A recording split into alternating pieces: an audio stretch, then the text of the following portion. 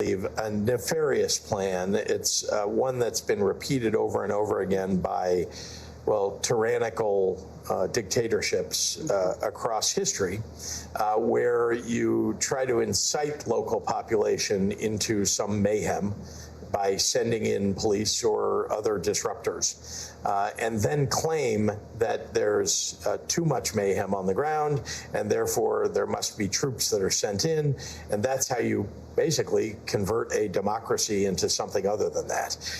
And so that is what really worries me here. And look, we've already seen it. L.A., they did do it in L.A.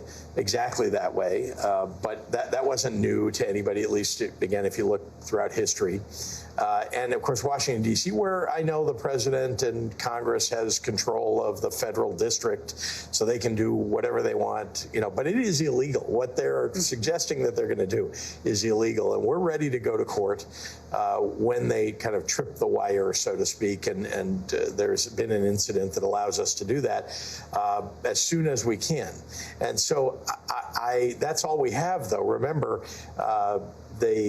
if the courts don't rule, in favor of posse comitatus, that's an act that prevents, supposedly, the federal government from sending troops into a state to do law enforcement.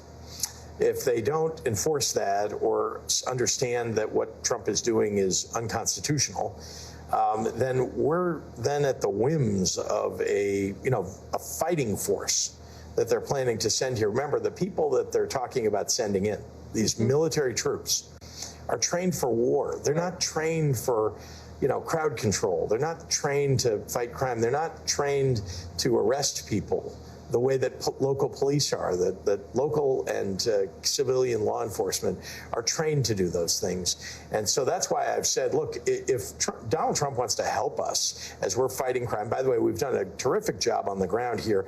The last 4 years, we've seen homicides drop in half. We've seen virtually every measure of violent crime drop by double digits.